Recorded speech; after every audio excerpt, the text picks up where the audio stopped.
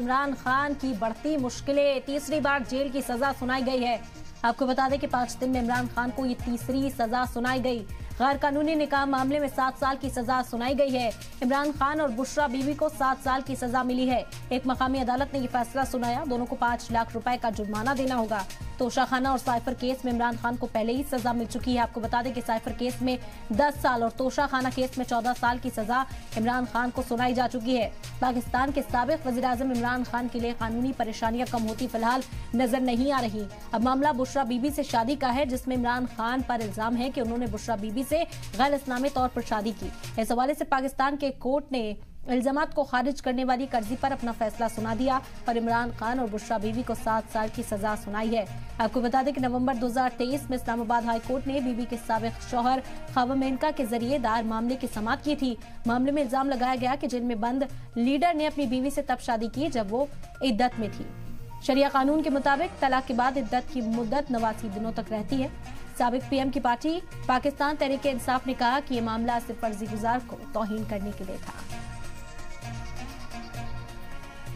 और इस वक्त हमारे साथ पॉलिटिकल एनालिस्ट जुड़ गए हैं हैदर हयात खान साहब पाकिस्तान से। खैर मकदम है सर, आपका सलाम टीवी को वक्त देने के लिए बेहद शुक्रिया आपका। आपसे ही समझेंगे क्या कानूनी पेचीदगियां हैं यहाँ पर और सियासत किस तरह से उरूज पर पहुंचती हुई पाकिस्तान के अंदर नजर आ रही है। एक बार फिर से इमरान खान को सजा सुनाई गई है। बहुत शुक्रिया। देखिए, ये जो मामला है इमरान खान साहब के खिलाफ फैसलों का ऐसे जैसे मौसम शुरू हुआ है और एक के बाद एक फैसला इमरान खान साहब के खिलाफ आ रहा है। पहले साइफर केस के अंदर इमरान खान साहब और हमारे जो former foreign minister Shah Mahmood Qureshi साहब, उनको सजा सुनाई गई। उसके बाद तोशाखाना केस के अंदर इमरान खान साहब और उनकी एहलिया बुशरा बीबी को सजा सुनाई गई। और अब ये जो गैर शरई निकाह का केस था, इसके अंदर भी इमरान खान साहब और बुशरा बीबी को जो है वो 7-7 साल कैद की सजा सुनाई गई है।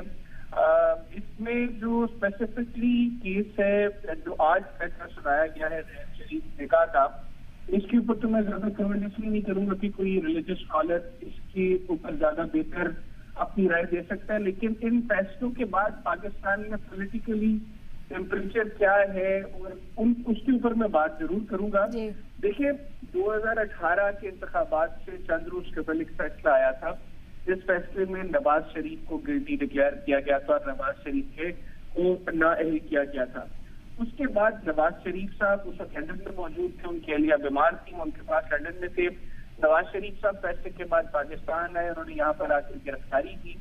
जिसके बाद जब पाकिस्तान में इलेक्शंस हुए तो पाकिस्तान मुस्लिम लीग को नवाज शरीफ की वापसी का फायदा पॉलिटिकली इस तरह हुआ कि जो पहले प्रिडिक्ट किया जा रहा था कि मुस्लिम लीग नवाज इतनी सीट जीतेगी, उनमें 10-12 सीट्स का इजाफा हुआ, क्योंकि वोटर नेचुरली चार्ज हो जाता है जब आपकी लीडरशिप को इस तरह के फैसलों के अंदर सजा दी जाती है। सिमिलरली इमरान खान साहब के खिलाफ जो फैसले आ रहे हैं, तहरीक इंसाफ का वोटर ऑलरेडी बहुत ज्यादा चार्ज था और ये जो बैक टू बैक 3 फैसले आए हैं, साइफर केस का, तोशाखाना केस का और अब ये गैर शरई निकाह का जो केस है, इन फैसलों से तहरीक इंसाफ के वोट बैंक में किसी तरह कोई कमी नहीं हुई।